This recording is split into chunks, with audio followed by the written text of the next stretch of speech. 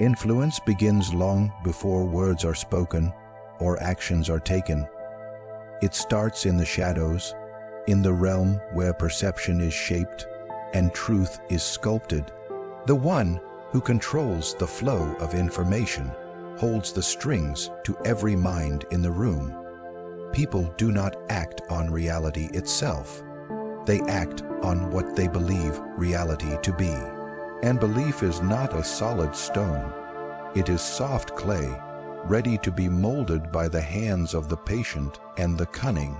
To control the flow of information, you must first understand its power. Information is not simply facts and figures.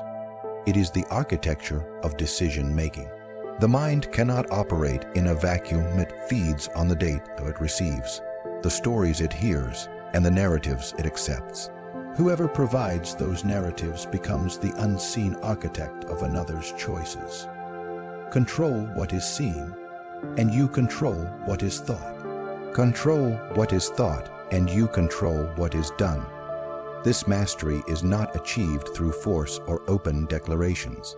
The most effective manipulation of information happens quietly, almost invisibly. You do not shout your version of the truth. You let it drift into the ears of others as if it came from somewhere they already trust. The greatest influencers never fight the truth head on. They redirect it, reframing events so that every detail subtly reinforces their desired outcome. You allow certain facts to surface while burying others so deeply they never see the light of day. In this game, omission is as powerful as revelation. What you choose not to tell is often more impactful than what you share. The absence of knowledge creates a vacuum, and the human mind is desperate to fill it. If you decide what fills that void, you don't just guide their understanding, you define their reality. This is why some leaders never deny or confirm outright. They speak in ways that invite interpretation, knowing that people will twist their words to fit the narrative they already want to believe. But control is not just about withholding, it is about timing. Even the most potent truth loses its strength if revealed too early or too late. The skilled manipulator releases information like a strategist releases troops, never all at once, never in panic, and always with a purpose. You plant seeds of knowledge when they will have the maximum effect, allowing them to grow and influence the target's thinking before they even realize they have been guided. The secret lies in managing perception without letting the strings be seen. The moment they realize someone else is controlling the story, they resist. But if they believe they have arrived at the conclusion themselves, they will defend it as fiercely as if it were born from their own mind. This is the art, feeding them your truth until it becomes indistinguishable from their own. Even when you must speak plainly, never give the entire picture. Leave out the pieces that would allow them to see the full landscape. Show them only the parts that lead in your direction. Make them believe they have all the facts, when in reality, they are navigating a map you have drawn with careful omissions. The more they believe they understand, the deeper they sink into the version of events you've constructed for them. The mind you seek to influence will always be at the mercy of the information it receives. People believe they are rational, but reason is built on the foundation of available knowledge. If you control that foundation, every conclusion they reach, every opinion they hold, every move they make will be the result of your design. They will walk willingly into the outcome you have prepared, never realizing that their freedom of choice was nothing more than a well-crafted illusion. Every human being, no matter how powerful, sophisticated, or guarded they appear, is a prisoner to two unshakable forces: what they desperately want and what they desperately hope to avoid. Desire pulls them forward, fear drags them back. These twin forces govern decisions, shape ambitions, and dictate behavior far more than logic or reason ever could. To influence someone at their core, you must identify both with precision. Once you see the world through their wants and their fears, you will hold the keys to their choices. Desire is the spark that ignites action. It is the silent engine pushing people to take risks, chase opportunities, and commit themselves to a course of action that they believe will bring them closer to their vision of fulfillment. Some crave power, others long for love, recognition, wealth, or freedom. The form may differ, but the hunger is the same. It is a yearning that demands satisfaction. When you can present yourself, your idea, or your path as the gateway to that satisfaction, you become more than an option. You become a necessity in their eyes. But desire alone is not enough to hold someone under your influence for long. People can grow restless, change their goals, or lose sight of their ambitions. That is where fear becomes your greatest ally. Fear is the chain that prevents them from straying too far from your control. Fear is not always loud or violent. It can be subtle, hidden in whispers and implications. It is the suggestion that without you, they might lose what they have worked for, that they might stumble into danger, that they might be exposed, humiliated, or left vulnerable. The most effective influence happens when desire and fear are intertwined. Show them the shining promise of what they want, but let them feel the shadow of what could happen if they fail to secure it. Make them believe that the reward they seek is within reach, but only if they follow the path you offer. At the same time, allow the thought to linger in their mind that turning away from you could cost them everything. You are no longer simply offering a choice. You are framing their reality so that you become the safest and most beneficial direction forward. To do this well, you must observe them closely. Study the way they speak, the way they react, the way their eyes shift when certain topics arise. People betray their desires in moments of unguarded enthusiasm, and they reveal their fears in the silences they try to hide. A careless word, a sudden change in tone, a fleeting expression. These are the cracks through which you glimpse the forces driving them. Once you recognize the patterns, you can begin to shape your presence and your words to fit exactly what their mind hungers for and dreads most. You must also understand that both desire and fear are fluid. They can grow, shrink, or transform over time. Influence is not a single move. It is an ongoing dance of adaptation. You will have to feed their desire in small increments, enough to keep them chasing, but never enough for them to feel fully satisfied. At the same time, you must keep their fear alive, not through constant threats, but through the subtle reminder that danger always waits just beyond the edge of your protection. The clever influencer never uses fear so blatantly that it provokes rebellion, nor desire so excessively that it becomes obvious manipulation. The skill lies in balance. Let them believe they are being pulled toward what they want, all the while guiding them away from what they fear. Make them feel that both forces naturally point toward you, and when they believe that their safety and their dreams are both tied to your presence, their loyalty will not be a choice. It will be a reflex, an instinct they cannot break even if they tried. Easiest way to enter someone's mind is not through force or argument, but through reflection. People are drawn to what feels familiar, to what resembles the world they already know and the person they already are.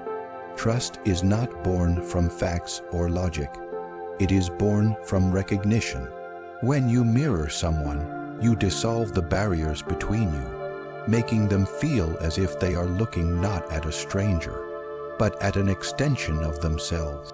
And when they see themselves in you, they lower their guard without even realizing it. Mirroring begins with language.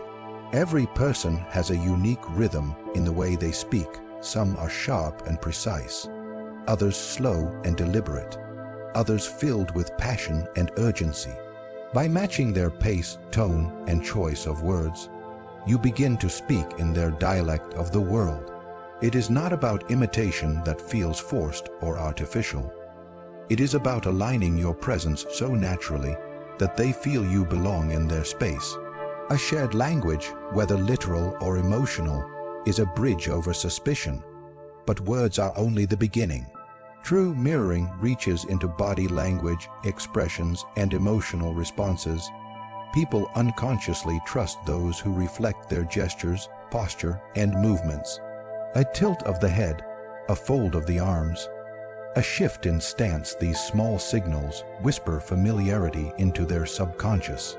It makes them feel that you are moving in the same rhythm they are, as though you are both tuned to the same invisible current.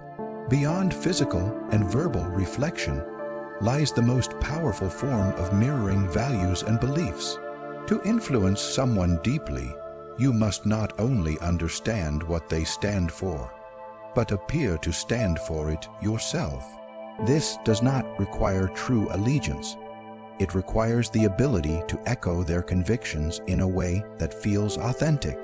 When they speak of what matters most to them, you must respond as if it matters equally to you. In their eyes, you become part of their tribe, part of their identity. And identity is the strongest anchor a person can attach to another. Mirroring is not about deception for its own sake. It is about creating an environment where your ideas can take root without resistance. People resist what feels foreign, but they welcome what feels like their own thought reflected back at them. Once they accept you as familiar, they will not guard against the influence you bring. Your suggestions will feel less like orders and more like shared understandings, natural conclusions they would have reached themselves. The danger in mirroring lies in overuse or obviousness. If they sense that you are copying them too directly, the trust you built will shatter instantly. The art is in subtle, these small adjustments, quiet echoes, moments of shared sentiment that do not feel engineered. It must feel to them as if the connection happened by chance, not by design. When done well, mirroring allows you to plant ideas with almost no resistance. You no longer need to push, persuade, or argue. You simply reflect their own desires and fears back to them until they cannot distinguish where their thoughts end and yours begin. They will feel you understand them better than anyone else. And in that comfort, they will lean closer, listen longer, and accept more than they ever would from someone who felt different or distant. Through this reflection, you become more than an ally. You become a trusted extension of their world, someone whose presence feels like home, even if your intentions lie far from their understanding. The highest form of influence is not persuasion. It is necessity. When someone depends on you for something they cannot replace or easily acquire elsewhere, their loyalty stops being a matter of choice. It becomes survival. Dependency is the invisible chain that binds without the need for force, and once it is forged, it is far stronger than any spoken agreement or written contract. To orchestrate dependency is to weave yourself into the very foundation of another person's stability until the thought of functioning without you feels unthinkable. The first step in creating this bond is to identify what they value most, what they consider essential to their life, work, or ambitions. It might be knowledge that grants them an advantage over others, resources that allow them to operate with power, or emotional support that shields them from their own fears. Whatever it is, you must become the primary source of it. You do not have to provide everything they need, only the one thing they cannot imagine losing. Once you hold that, you hold them. This process requires patience. Dependency cannot be forced overnight, as people resist obvious attempts to control them. Instead, it must be built gradually, under the guise of generosity, collaboration, or mutual benefit. At first, you provide value without demanding anything in return. allowing them to taste the comfort and ease that comes from your presence. You make yourself useful in ways they begin to expect. Slowly, what began as convenience becomes habit, and habit becomes reliance. But dependency is not secured through abundance alone. It must also be reinforced by subtle scarcity. They must feel, even if only faintly, that losing you would create a gap they cannot easily fill. You might not state this directly. The awareness grows naturally each time they turn to you for something they cannot obtain elsewhere. The more they experience this, the more their own independence begins to erode, replaced by an unspoken acknowledgement that their position, comfort, or security now rests on your continued involvement. A critical aspect of orchestrating dependency is control over alternatives. If others can provide what you do, your influence weakens. This means quietly diminishing their access to other sources, whether through undermining competitors, redirecting their attention, or positioning yourself as the only trustworthy provider. You do not have to eliminate all other options, only make yours feel safer, more reliable, and more aligned with their needs. People will rarely gamble with what they consider essential. And once you become their safest bet, you will remain their first choice. Dependency can also be emotional, which is often the most enduring form. If you can become the person they trust with their vulnerabilities, the one who listens, understands, and offers reassurance when others cannot, you become the anchor in their storms. They may not even recognize how deeply they rely on this connection until the thought of losing it stirs anxiety. This emotional hold can be stronger than any material advantage because it binds them at the level of their identity and security. Once dependency is established, influence no longer needs to be exerted with pressure or persuasion. It becomes the natural byproduct of their need for you. They will adjust their decisions to keep you close, compromise their own preferences to align with yours, and defend you even in your absence. It is not loyalty in the traditional sense, but rather a self-preserving instinct. In their mind, your removal is synonymous with loss, risk, or instability, and so they will guard the relationship as if it were their own lifeline. The most enduring power is never the one that announces itself loudly. It is the hand that moves quietly, shaping outcomes without drawing attention to its presence. Open control invites resistance. The moment people realize they are being directed, they begin to push back even against what benefits them. But when influence is woven into their choices so seamlessly that they believe every step was their own idea, there is no resistance to fight. They will follow the path you've set, confident they have chosen it freely, unaware that every turn was designed long before they reached it. To command through subtlety, you must understand that influence is most potent when it does not appear as influence at all. You do not demand compliance. You plant ideas in ways that make them feel natural. This requires the discipline to step back and let the target's mind do the work for you. Rather than arguing, you frame the conversation so that the conclusions they reach align with your intentions. They will defend these conclusions fiercely, believing them to be their own creation, not realizing they are defending your design. Subtle command is not about speaking less. It is about speaking with precision. Every word, every gesture, every silence carries weight. You might let certain statements hang in the air, not pressing for agreement, but allowing them to settle in the other person's mind like seeds. You might use questions not to seek answers, but to guide their thinking toward a specific realization. This slow shaping of thought creates far stronger commitment than issuing orders ever could. The art lies in making them feel that the choice is theirs, even when the direction was yours all along.